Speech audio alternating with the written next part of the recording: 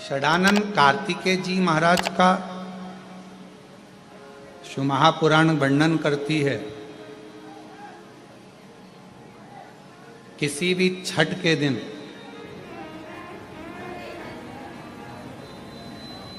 चाहे अंधेरी की छठ हो, चाहे उजाले की छठ हो, किसी भी छठ के दिन अगर षडानंद कार्तिकेय जी महाराज का नाम लेकर 6 बेलपत्र और उस 6 बेलपत्र पर 6 दुर्वा,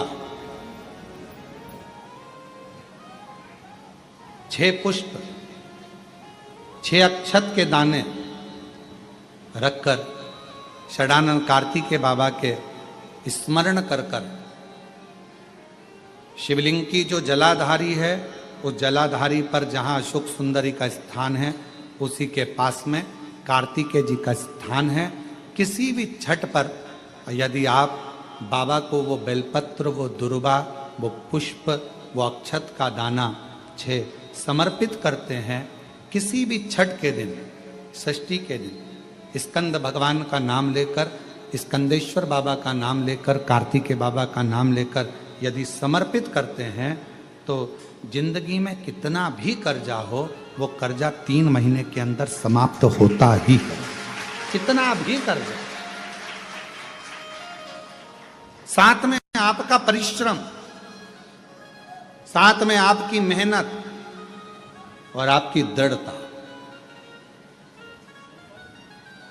क्या होता है, लोग सोचते हैं कि हमने शंकर जी को बेलपत्र समर्पित कर दी तो कर्जा चूकेगा, पर साथ में मेहनत भी करना। अगर आप मानते हैं कि पूरी कथा का इसमें दुनिया के कई लोग हैं हमारी कथाओं को आधा काटते हैं, आधा भेज देते हैं। गुरुजी ने कहा कि बेलपत्र पर शेर लगाकर चढ़ाओ, पर गुरुजी ने साथ में कहा कि रात दिन एक करो, पढ़ाई पूरी करो, आधी बात काट देते, आधी बात दिखा देते। पर उसका हमको कोई फर्क नहीं पड़ता है। आग लगे बस्ती में अपन रहो, उसका हमको कोई फर्क नहीं पड़ता, क्योंकि दुनिया का काम है गलत चीजें जनमानस में देना, जिससे बदनामी हो, अपशब्द बोले जाए, ताने दिए जाए, गालियां दी जाए। ये दुनिया की रीति है। बहुत आते हैं दिन भर में, कहीं कोई दबाव देने के लिए आता है, हम तुम्हारी बदनामी करेंगे, हमको 1 करोड़ दो, हम ये छब्बा देंगे, हम वहां से आएंगे, हम ऐसा कर जाएंगे, हम वैसा कर जाएंगे। बहुत आते, दिन भर का काम है इनका, रोज का यही काम है, हमें ये करो, हमको वो करो। दबाव देने वाले ढेर मिलेंगे, अपशब्द कहने वाले ढेर मिलेंगे, ताना देने वाले ढेर मिलेंगे, पर आप अपनी पूर्ण ऊर्जा के साथ में शिव महापुराण की कथा कहती है। 6 बेलपत्र, 6 पुष्प, 6 दुर्वा, 6 चावल के दाने और साथ में अपना परिश्रम पूर्ण करो।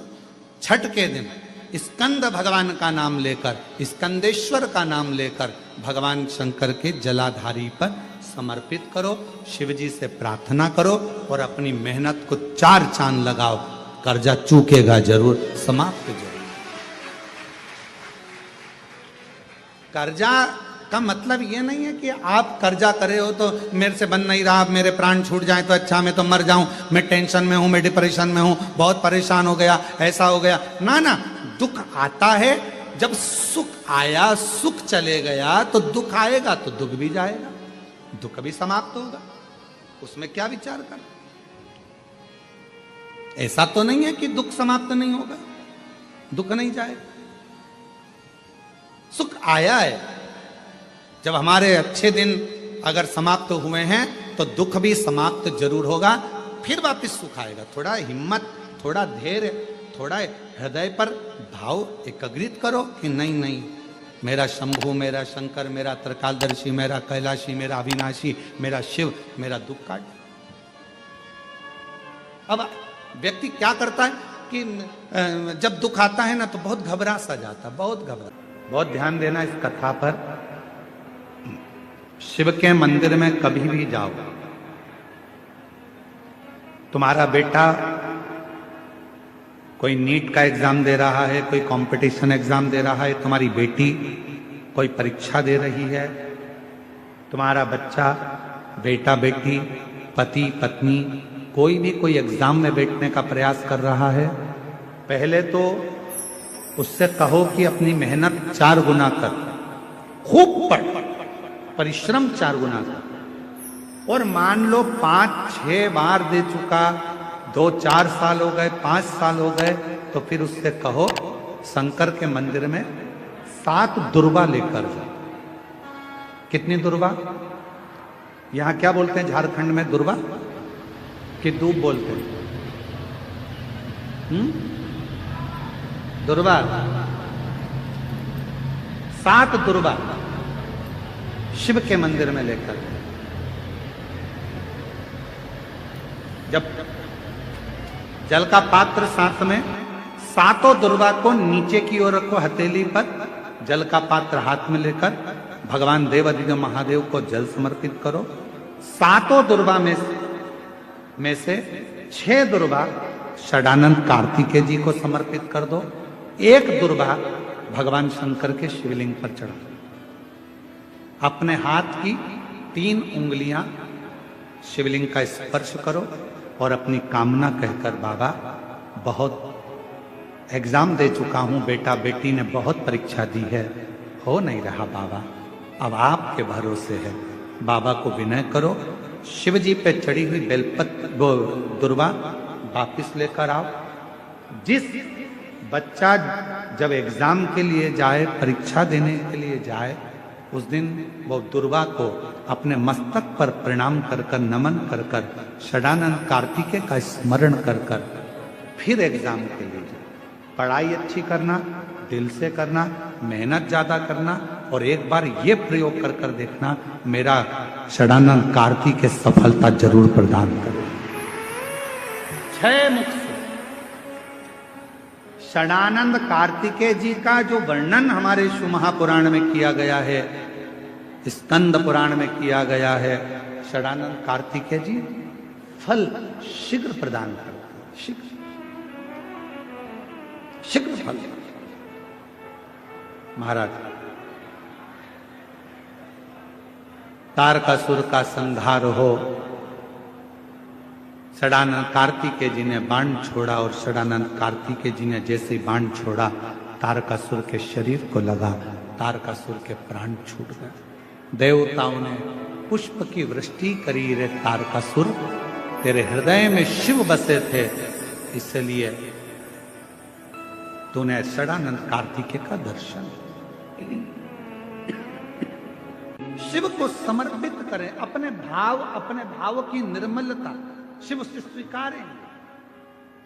7 दुर्वा, 1 लोटा जल षडानंद कार्तिकेय का स्मरण कर कर जब हम चढ़ाते हैं तो उसका फल हमको मिलता, उसका फल प्राप्त होता।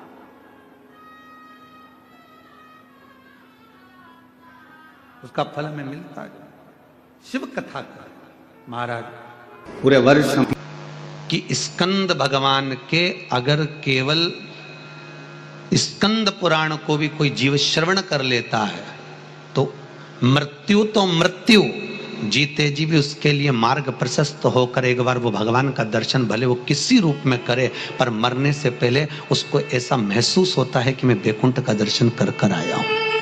ये उसको भान होता है स्कंद पुराण को मात्र श्रवण कर लेने से।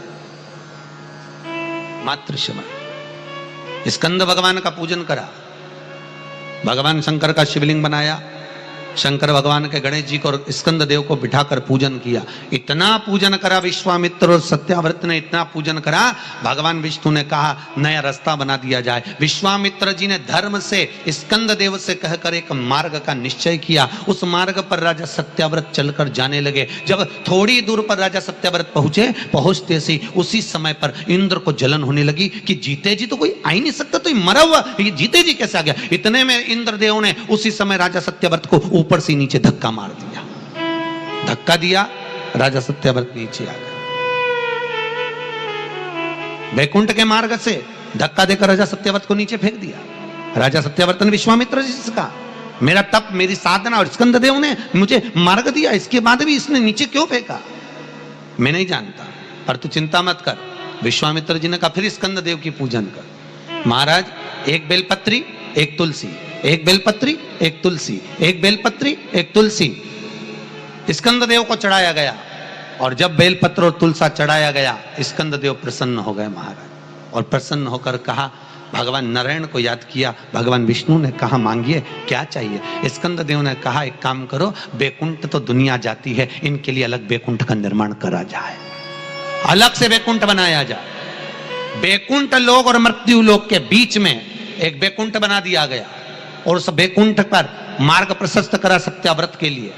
जब राजा सत्याव्रत के लिए मार्ग प्रशस्त करा, तब भगवान विश्वामित्र को लगा कि बैकुंठ तो हवा में टंग रहा, कहीं वापिस सत्याव्रत ऊपर चढ़ा और नीचे गिर गया तो करा क्या जाए। तब भगवान विश्वामित्र जी ने उसी समय पर एक बड़ा सा खंबा ले जाकर उस बैकुंठ में लगाया। खंबे को लगाया, सत्याव्रत ऊपर गया। जाने के बाद जैसे सत्याव्रत ने प्रणाम करा, प्रणाम करते ही, बैकुंठ का दर्शन करते ही एक अश्रु उस खंबे पर गिरा। उस खंबे पर गिरते ही वो अश्रु के खंबा स्पर्श होने से नारियल का वृक्ष प्रकट हो गया। भगवान उसी समय माता पार्वती ने कहा, स्कंददेव, भले लोग गणेश जी का पूजन करे, प्रथम गिनती में गिने, पर तू हर कलश के ऊपर तू ही विराजमान मिलेगा। और स्कंददेव उस नारियल के रूप में विराजमान हो गए महाराज। उसके लिए बैकुंठ का रास्ता दूसरा बना दिया जाएगा और वो जीते जी बैकुंठ जीते जी। आज स्कंद षष्ठी है, तो आज के ही दिन, स्कंद षष्ठी के ही दिन, एक बेलपत्र, एक दुर्वा, एक श्वेत पुष्प, सफेद फूल, स्कंद भगवान का जो स्थान है, स्कंद भगवान का जो स्थान है, उस स्थान पर एक बेलपत्र, एक दुर्वा, एक श्वेत पुष्प चढ़ाकर जल की धार को स्कंद बाबा पे समर्पित करते हुए शिवलिंग पर अगर समर्पित किया जाता है तो कितना भी, चाहे परिवार में विवाद चल रहा हो, चाहे परिवार में विवाद चल रहा हो, चाहे रिश्तेदारों में विवाद चल रहा हो, चाहे आपस में विवाद चल रहा हो, स्कंद षष्ठी के दिन अगर जल स्कंद भगवान का नाम लेकर समर्पित किया जाता है आज के दिन, तो परिवार में वापिस प्रेम बढ़ जाता है और परिवार टूटने से बच जाता है। इतना नियम स्कंद षष्ठी का, इतना क्रम शिव महापुराण के अंतर्गत है। आप सभी बड़े धनभागी हैं, बड़े किस्मत वाले हैं और बड़े भाग्यशाली हैं। शिव जी की बड़ी कृपा आप सभी पर है। दुर्वा जो उत्पन्न हुई है, इसमें इतना बल कहां से आ गया। शंकर भगवान बोले रहे, ओ इंद्र, तुम्हारे अमृत से भी बड़ी प्रबल है ये दुर्वा। जिस समय पर अमृत का कलश निकला, उस अमृत के कलश को देवता लेकर जा रहे थे, ले जाते राक्षसों से छुड़ाकर सबसे पहले इन्होंने समुद्र के किनारे पर उसको छुपाया। उस जगह पर भगवान विष्णु की जंघा के रोम पड़े थे जिससे दुर्गा उत्पन्न हुई थी। उस दुर्गा पर इस कलश को रखा, रखते ही एक देवता ने उसके उठाकर देखना चाहा तो उसमें से थोड़ा सा भाग अमृत का नीचे गिर गया, जो दुर्गा पर पड़ गया। और आगे गए, फिर इसको छुपाया, वहां भी दुर्गा थी। फिर और आगे गए, वहां भी दुर्गा थी। सुन इंद्र, तेर को जो अमृत मिला तूने एक बार में पिया, ब्रह्मा को जो अमृत मिला वो ब्रह्मदेव ने एक बार में पिया, वरुण को जो अमृत मिला वो एक बार में पिया, पर इस दुर्वा को जो अमृत मिला वो 5 बार मिला। इसलिए पंच दुर्वा लेकर तू गणेश के पास जा और उसको दे, क्योंकि ये 5 अमृत के कुंड से भी प्रबल है। ये 5 अमृत के कुंड से भी प्रबल है, लेकर जा तू ये दुर्वा। और इंद्र ने दुर्वा दी, गणेश जी को खिलाई। जैसे खिलाई, गणेश जी के भीतर की जो अग्नि थी वो समाप्त हो गई। तकलीफ किसकी जिंदगी में नहीं आती? भगवान राम के जीवन में भी दुख आया, भगवान कृष्ण के जीवन में भी दुख आया। तकलीफ किसको नहीं आती? सबको। इसलिए किसी के दुख को देखकर कभी खुश मत हो। जरा सा किसी के ऊपर तकलीफ आई और सब लोग मिलकर चर्चा करने लगे, अच्छा हुआ, अच्छा हुआ, बहुत बढ़िया हुआ, ऐसा तो होना ही था, इसने तो ऐसा करा, अच्छा हुआ। ना ना, किसी को बीमारी आई, कभी मत कहो कि दूसरे को बीमारी आती है ना तो दुनिया के लोग सोचते हैं कर्म का दंड भोग रहा है, और खुद को बीमारी आई, फिर खुद को तकलीफ आई, फिर खुद को कष्ट आया, फिर। इसलिए कभी किसी की जिंदगी में अगर तकलीफ है तो भगवान से प्रार्थना करना, बाबा इसके जीवन में दुख आया है, भले मेरा बेरी है, कष्ट है, मेरे से लड़ता है, पर बाबा दुख समाप्त करना। जब हम सर्वे भवन्तु सुखिनः की कामना करेंगे ना, तो सबसे पहले भगवान सुख हमको देगा, सबसे पहले सुख हमें मिलेगा। इत्र की शीशी खोलिए, दूसरे पर इत्र लगाइए, सबसे पहले इत्र की खुशबू किसको आएगी? जम के बोलो, अपने। हमारा हाथ सुगंधित होगा क्योंकि हमने इत्र की शीशी खोली है, पहले सुगंध हमको